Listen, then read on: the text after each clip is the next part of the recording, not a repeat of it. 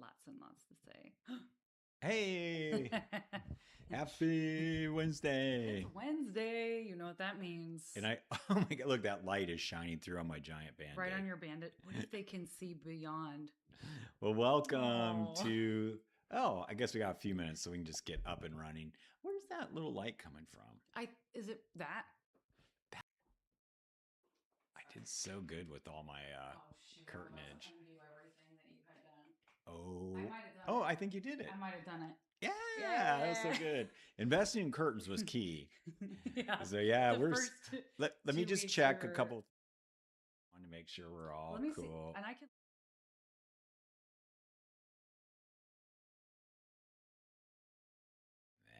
Man, yeah, that's awesome. Yeah, I had a little procedure today. Had to look into my brain to see what was in there. This shows like it's really laggy, but it might be just because I just jumped in. I hope it's not being laggy. It might be because I just jumped in that it's catching up. It did that one week too. Well, let me see if I can change that really quick. If anyone's here and in the chat and it's laggy, let us know and we can poke around a little bit. Settings. And hear Mom rustling around in the ice bin. Output 6,000's right. Okay. Single software, very fast, default medium. That's all correct. Audio is correct. Video aspect ratio, it's correct.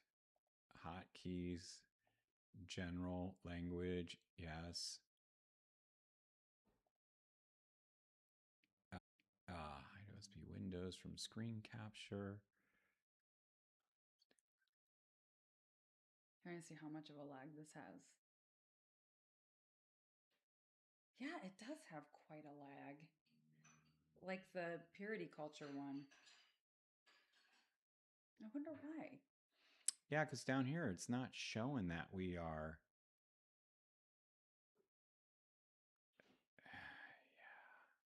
Yeah, it is struggling for sure. Is it chugging?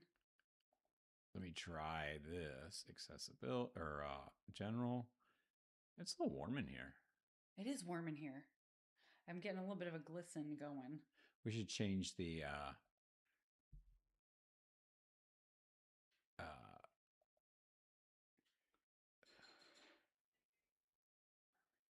why are we so laggy, friends? I can hear us in surround sound. Ah!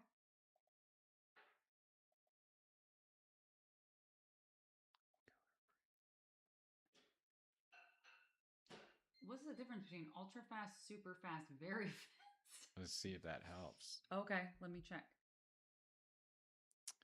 Okay, is that helping any at all, or are we still lagging? Let's see. This is old. I'm going to go totally out and then come back in and see if that does anything. And it could be, too, just having... Like having it on here.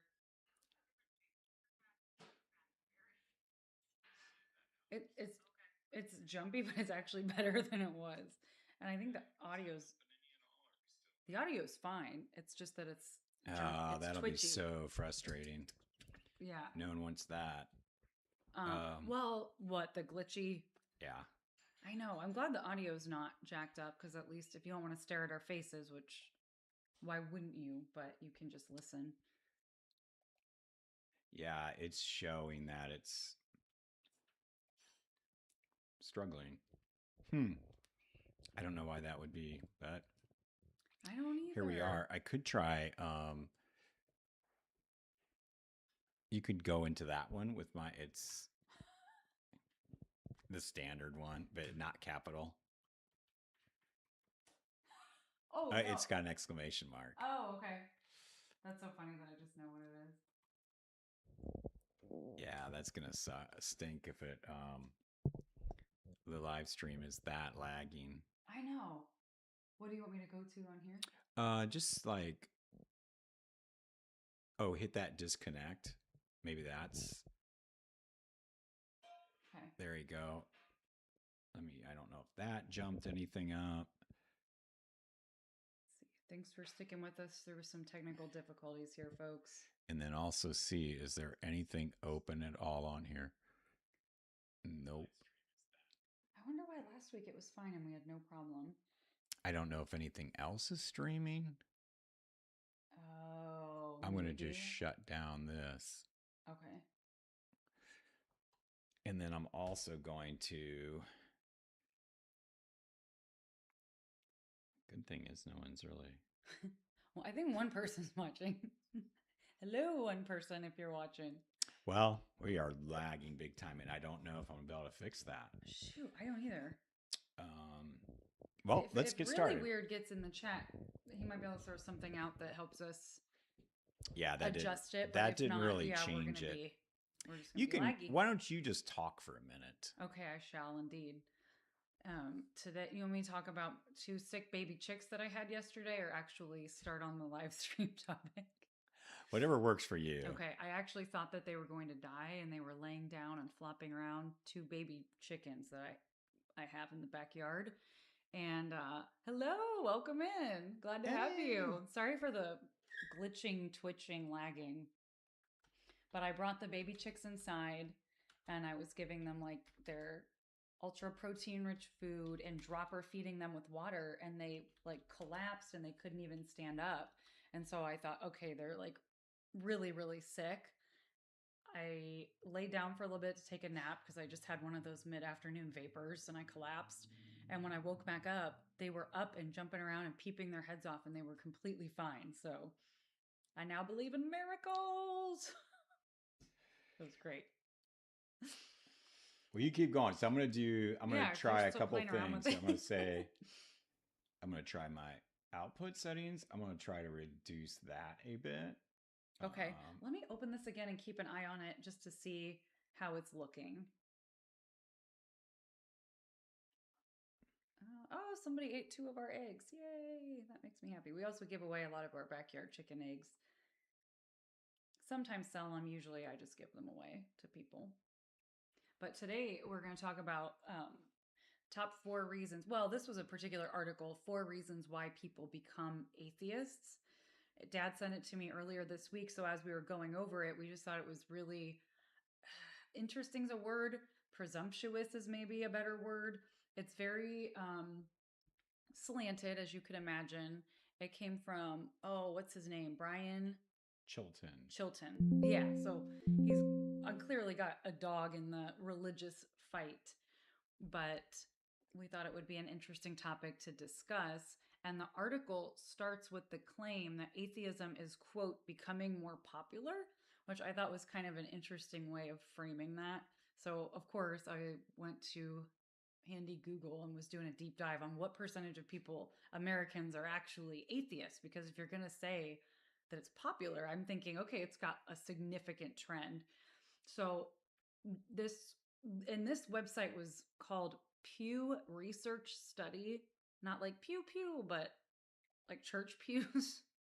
They're pretty well known. Okay. Oh, I didn't know that. I was not familiar with the old Pew Research Study. So it says that roughly, so it starts it off by saying roughly 3 out of 10 adults are not religiously affiliated. So still 7 out of 10 are, but that doesn't necessarily mean that someone's an atheist. That can just mean they don't associate with a particular religion, but they might still believe in a God, whether that's a theistic God or not, doesn't really matter. They could still be spiritual. They could still be whatever. Wikipedia says that only 4% of Americans, according to the Pew Research Center, identify as atheists. And I think that was as recent as 2022 or 23 even, which raised from 3.1% in 2014. So I don't know that you would quantify that as becoming more popular if it raised 0.9%. So just right out the gate, it was a very vague claim. I think it was put out there to scare people. Atheism and Christianity is kind of like the boogeyman. Ooh, those atheists out there.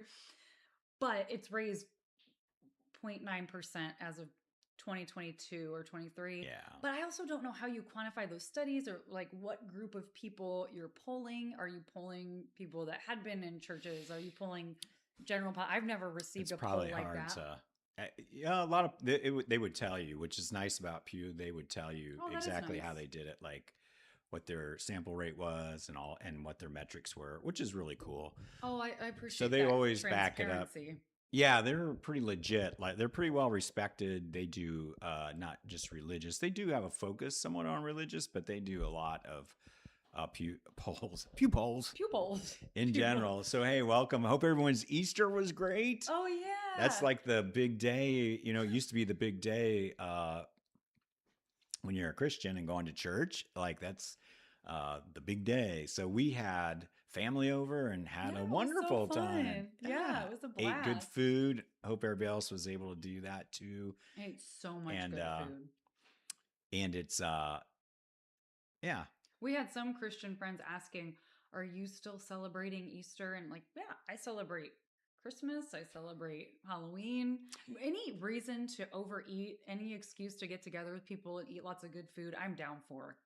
Even if it was, Exactly. yeah. So I have no problem with celebrating national holidays.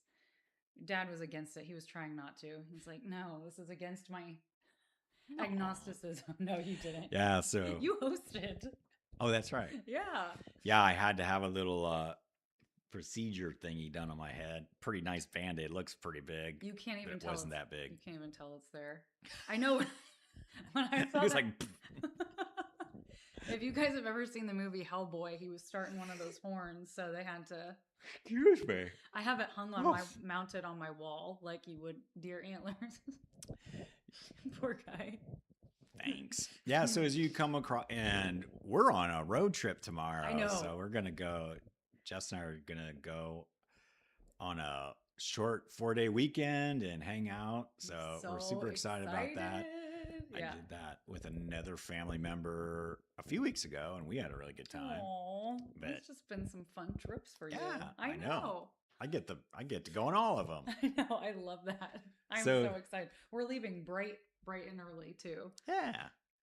But yeah, so Easter can be a big one, you know, holidays. Everybody's, you know, it's obviously that's the day that the resurrection of Jesus was celebrated. So of course, if you're a non-believer and you're have believing family members and you're getting around with them and everything, that can be the focus on it, which is interesting. In my family, it's not that way on one side.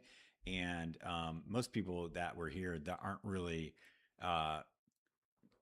like traditional Christians, I think they have some belief in spirituality or something like that. So it's really nice because I didn't feel any pressure at all. I mean, I don't know if I would anyway because I don't succumb to too much pressure. No, you don't. But I get that people do and feel that, and it can just listening to other live streams and stuff this past week, it really can be a stressful time for people as they're thinking about that, getting together. Oh, I'm sure. I mean, I remember when you know, all the years as being, you know, as a Christian, they would talk about it as holidays came up, like this can be a really stressful time and here's things to do. And, you know, a lot of times it's funny because it was from the opposite perspective. It's like, you're going to have to go to these non-believers and they're going to say and do things that, you know, are, you know, can be offensive or hurtful to you. So, you know, how should you respond and all that? And I always thought like, I mean, I'm fortunate. I didn't have those issues. And if I did, I would just talk to somebody about it, I guess.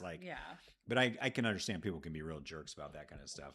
But so we all made it through. Yay. Whoopee. I feel like there was the funny thing too around holidays, the church pressure that I remember, like Christian pressure, was don't be so focused on having all the fun. Remember the reason for the season when it's all really about. And that was always really hard for me because I would be focusing on the people I was hanging out with and the good food you're going to have, presents, obviously at Christmas time.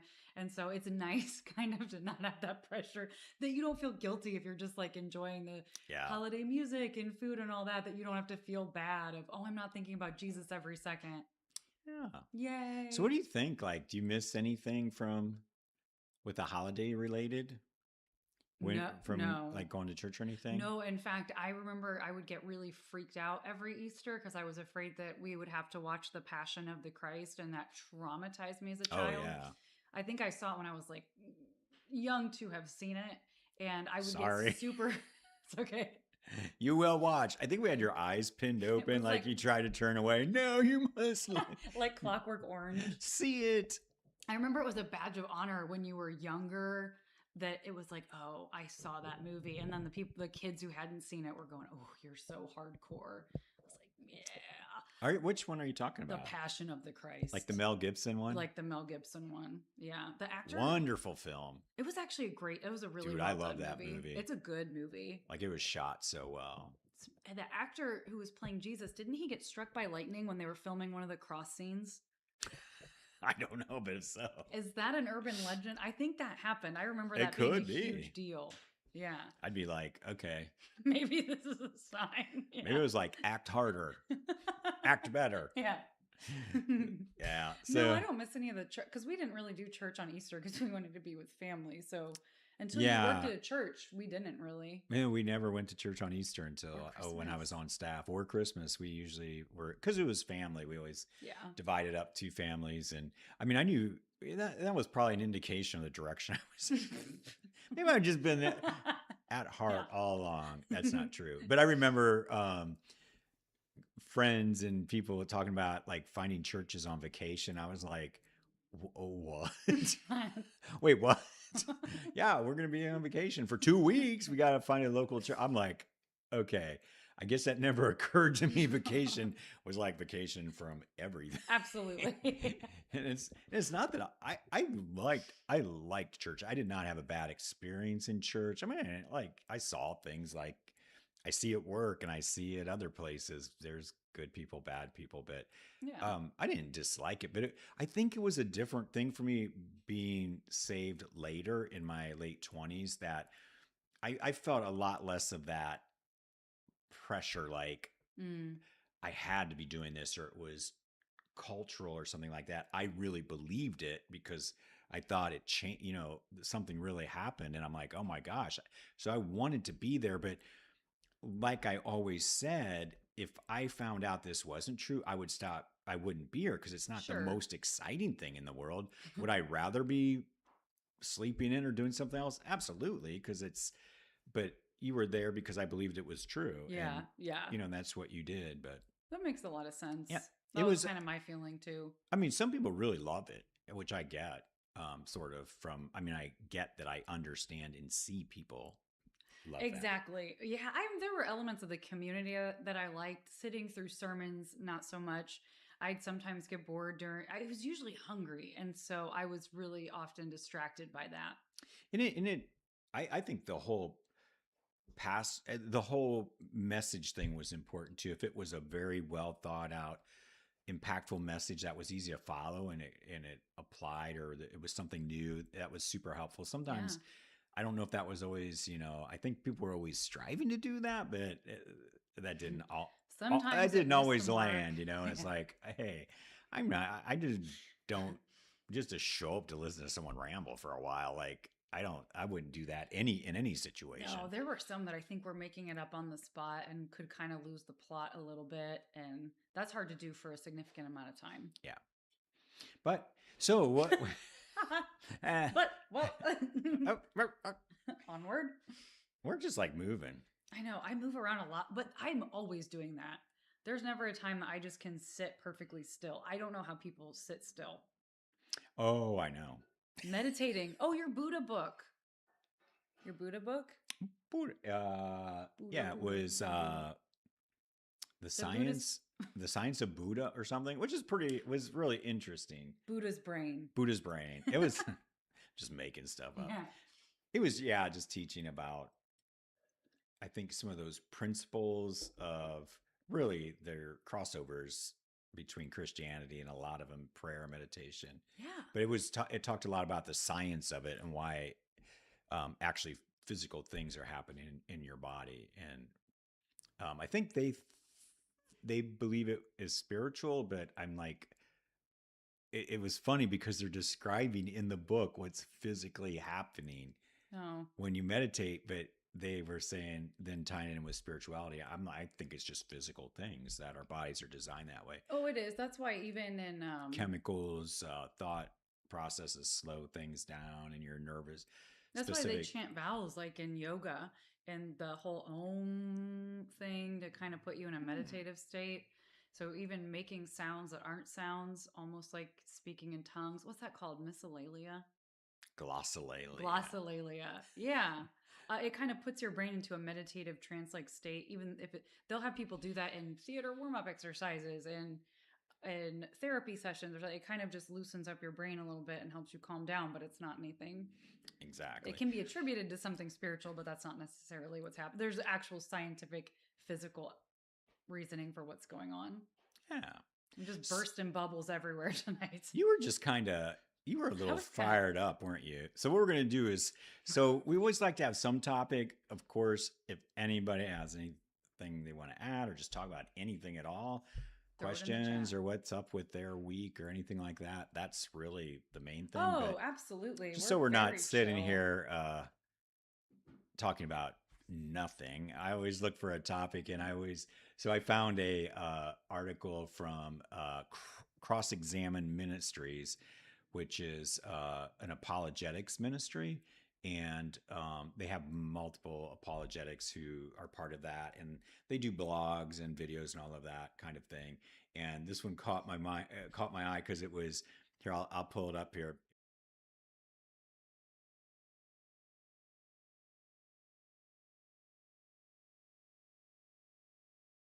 Major reasons were, I'm like, spoiler alert, I'm like, okay, are any of these going to be accurate, or will any of these have anything to do with what happened to me? No. They didn't me either. But it's funny, the assumptions. And what was really surprising to me, and that's what always surprises me now as I look at this from a different perspective, or just like think about like who's writing this and where are they getting this information from. A lot of times it's just claims, or there's not like hard data or anything. It's maybe what they perceive or think. And I think I've heard enough of these now that I don't think the apologists that are current right now in trying to combat this movement of people leaving the church, I still don't think they've tapped into what's actually going on. Because the one thing that's missing from all of these lists is that a person genuinely sought to understand and verify that this is true because they want to know that it's true. And by doing so, found out the complete opposite, and just became impossible for them to believe because of how different the actual facts are according to what they were taught. That's never on any of these lists, but that's what happened to me. It's what happened to a lot of the people that I've heard other have podcasts, or people that have come out and give their reasons why. And what's challenging is they'll always mention in some way some of those things are on the list, but it's never the main. That's not the reason. It's like, yeah, maybe there was a bad experience, or maybe there was they questioned the theology and maybe the problem of evil and all of that. But ultimately, it's where those questions led them to seek out an understanding of that, and it's usually that's what they through apologetics is what they found lacking, and that's what certainly happened to me. And I can't speak for other people, and almost ever on the list. In fact, it usually ties it back to some desire for immorality, which I think is like deeply ironic. So we'll check this list out. So I had so many feelings reading through this article because it was so, and I read these articles and I cannot help but go, gosh, did this person ever read the Bible? Because even the contradictions in there, I think so. The first, can I say the first one? Or I'll go ahead and I'll go.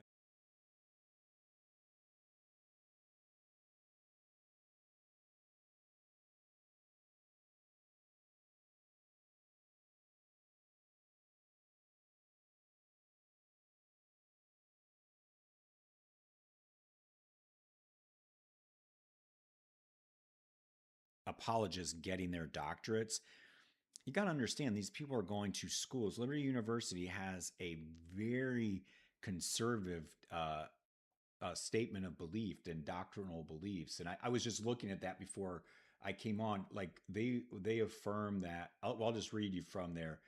So this is where the person writing this article got his PhD from. And many times these universities have you sign doctrinal statements. Like when I went and got my certification, um, that I had to, uh, sign before I got credentialed that I would follow these doctrinal statements. So it's like Yeah. it's very different than becoming a biblical scholar, where Very, you yeah, go very to different things. their teaching. A biblical scholar goes and gets their master's or works toward their PhD. They're learning the techniques of the craft. How do you determine what's scripturally correct and all those things? How do you understand the culture? You are required to learn languages, and it's and the goal is not to come away with a belief, but have the tools. Now you go apply it to the text and the manuscripts that we have available, and then you come to your understanding. Yeah, yeah. Which that's very different than going to a university that has you sign a doctrinal statement. It's like whatever you discover, this is what you're going to believe and go teach. You literally had to sign something that they were like, even if you don't believe this, you can't contradict it. You have That's to say very it's different, true. and I get that. I get why they do that. They're trying to perpetuate Christianity, Well, sure. and they don't. And but it just puts people in a horrible position. Like, what if they do discover something? And suddenly in their studies that conflicts with their moral system or their something they were taught or understood, and they just see that that's not true. What do you do? And a lot of times your livelihood's tied up in that, your identity's tied up into that, your family, your friend, Yeah. it's your whole world. Can make it really challenging. So that is the person writing this article, Brian Chilton, is definitely knowledgeable and is probably way more studied than I am in all these areas. So I'm not challenging that, but it is. I mean, you can. He's coming from a a place where just their doctrinal statement is all the affirmations that you would expect from an evangelical fundamental belief position. That Oh, just all the and self. just as I Yeah, read the through them, and it's like self-affirming. there's this is what always just is interesting, because it's a university and it's their doctoral statement, and it doesn't say like we have evidence No. that God is infinite spirit creator of the universe. It says we affirm our belief. That's But all. you, That's but all it is, affirming a belief, and that's we know that, and that's okay. but you could do. Anyone could do that with anything. Like if you're just affirming your own opinion, I don't know Yeah, what that's really. and it says that we affirm that the Bible, both Old and New Testaments, though written by men, were supernaturally inspired by God, so that all of its words are written, true revelation of God. It's therefore inerrant, and I love this, in the originals, meaning in the original manuscripts, which We no don't. one has or They, ever will have. Like we don't have them. So how do you know what is the authority, the authoritative inspired word if we don't have it? we literally don't even have. And it's the authority. It's authority in all matters, and we understand it through the illumination of the Holy Spirit, and then it's meaning determined by historical, grammatical, literary use of the author's language, comparing scripture with scripture. So basically, going into this with this presupposition that this is God's word, and we're going to prove it by what it says about itself, What kind of led by the Holy Spirit, which in no way can be. How do you argue with that, or how do you measure that, or what's the so when we're getting an article like this, but it sounds so convincing when it's a doctor, a PhD in apologetics. But when you start breaking it down, it's not that they're a biblical scholar trying to determine what the truth is. They already know what it is. Mm-hmm. And anything that contradicts that is just got to be wrong. And there will be there'll be apologetics made to counter that, no matter how far-fetched they have to be. So that's kind of where this is coming from. I didn't see what. Oh yeah, Bree it was really good. In the chat said I took a college class where we actually read the Bible as a work of literature rather than picking and choosing the text. Ended up with more questions than answers. Yeah, that is definitely what tends to happen. Yeah, and it would and I can see that now. But anyway, so when you're reading an article like this, that's um, uh,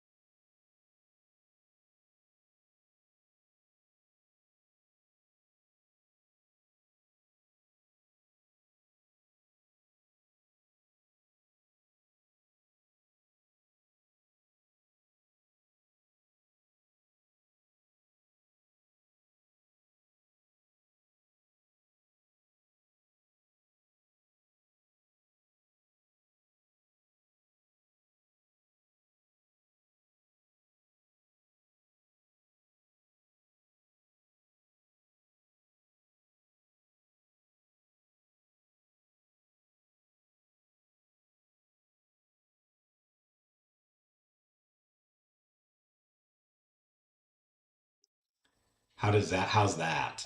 Is that doing it now? Testing. Faith, thank you so much for telling us. Welcome to the chat, Mama Faith. Hello.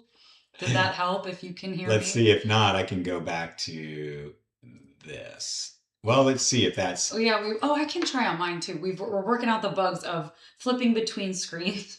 Yeah, I was all excited to go between screens, I so know, that's. which is exciting. Let's see if I think Can I think you it's hear okay that now? now. Well, this is at the beginning. So, well, I can hear that. Miranda just can't hear anything still.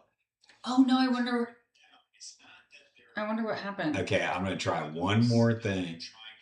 Yay! Yes! Yay! Okay, we're back. Yay! Thank you, guys. All right, so cool. So, well, you didn't miss much.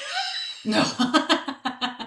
But I do love hi. But I do love how so this article starts off. It says the pressing question is why.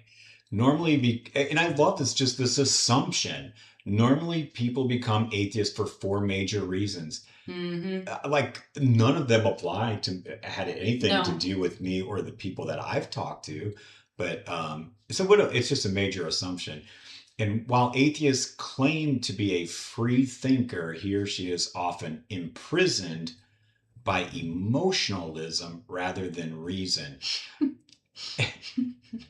And what's funny about that is reason, when I started applying reason to the scriptures, what was known about scriptures, what historians know about it, what biblical scholars know about it, that's when it all started falling apart because I'm like, oh my gosh, I was taught something very emotional driven. Like, you feel God's presence, you feel the Holy Spirit, you sense his presence. And that's what just really irked me about that statement is so much of what I was taught about how you know that God is real is that you sense him, you feel him. The Holy Spirit testifies. That's all emotionalism. And it's when I started applying reason to the whole thing is when it all started falling apart. Exactly. And this says just the opposite here. So it's especially when a lot of Christians and a lot of I don't know if apologists do this as much, but a lot of Christians use as evidence their personal experience. Yeah. So that you can't use that as evidence if you can't bring emotionalism into it. I feel like or reason. And I feel like he's got that flipped. And the other problem with that is that you have experiences in every single religion. Yeah. So that can apply. And it's just it's the opposite of what he's accusing me of. And I guess what's like hard about that is it would be similar if I was to say to a believer or like to this person, well, like, I know you're saying all this, but I think why you're really a Christian is that you've got your schooling in that. I'm sure you figured out when you that this isn't real. But now you've got so much invested in it. I get it that you've got to now perpetuate this and you've got to say these things because your whole career is built on it. But I know you really know in your heart that this is all. I would never say No, that that because would I be. don't know what's in that. I assume this guy really believes what he believes. So just asking those who are not, who are believers, to don't try to read people's minds. Ask them. Yeah. Ask, if you were to ask me, I can give you a very detailed reason of why I was a very, very strong, faithful believer for all those years.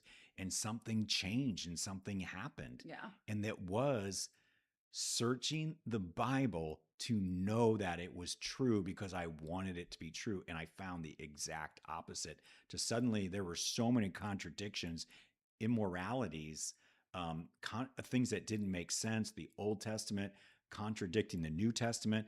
I had to eventually, I could no longer believe. I didn't even choose. It's not like I sat down and said, I'm not believing it. It just happened to like, oh my gosh, kind of like the curtain was pulled back. And I'm like, Yeah. oh boy.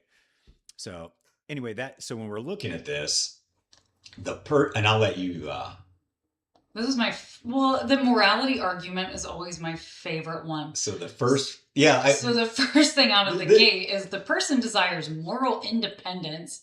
And he says, often the person who becomes atheist or agnostic wishes to make one's decisions without anyone telling them otherwise, including God. This is my favorite part. The person metaphorically wants one's cake and to eat it too. They desire moral independence. They want to have as much sex, take as many drugs, drink as much alcohol, make as much money, even if it hurts another, without any need for guilt. If there's no God, then the other person is free to choose their own morals. Okay, but if we're going moral independence, my point was that God in the Bible is like, hold my beer, because he does every morally abhorrent thing that you can imagine, or that was a bad freeze I frame. don't know what's happening today. Including ordering as a punishment for parents to cannibalize their own children. So for somebody to make the moral argument for atheists that we just want, are you going out doing as many drugs and drinking and as much sex? It's just bizarre, and it's so like offensive. Offensive, and to have like someone who has that level of schooling and that that supposed like a PhD, that takes a lot to get that, a lot of study, like and to be able to come away with like a sophomoric statement like that, like really, if you, that is not why people are doing this. Like I bet my life looks very, very similar to the author of this. Very similar. Morally, what we do with our free time. Like I'm the dullest person, like there's no drugs, there's no alcohol, there's no any of the sins that I'm supposedly became an atheist to do. That is just completely false and just an assumption that someone's making about people he does not know. Like you would have to ask the individuals, just as I wouldn't say there's 4 reasons people really become Christians. Well, fill in the blank. I would just be making assumptions about people I don't know. And I don't know their story, and I'd have to ask them. And it's also just a statement because he does not back it up with any fact or a study or anything like that. So you say this about atheists that we want to do, and I don't think I do identify as an atheist. I don't want to go out and have orgies and do all the different drugs. I don't drink, guys. I literally do not drink alcohol because I have an addictive personality type.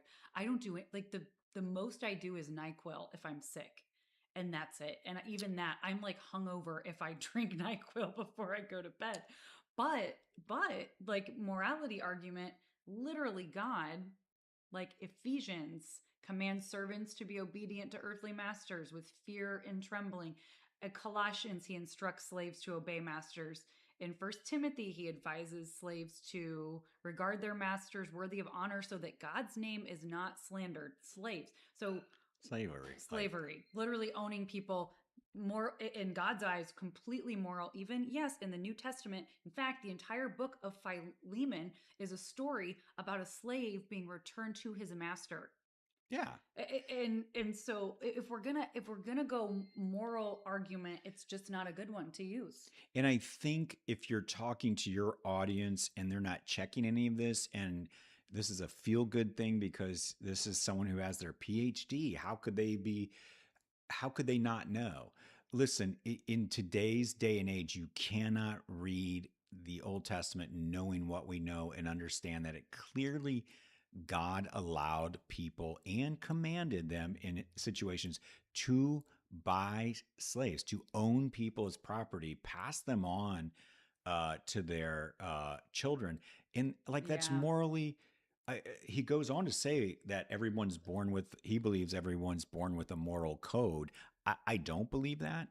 I believe society, we form those codes using reason and Yeah, that's what empathy, I and think. we don't want harm. And so we build communities that doesn't harm each other, and we develop laws to protect ourselves from that and all that. But that code, we pretty much agree today in the United States that slavery is wrong. It was not wrong according to God's code Yeah. at a time. And God said that law the Old Testament says that law will never change. And he doesn't say the moral or the uh, dietary laws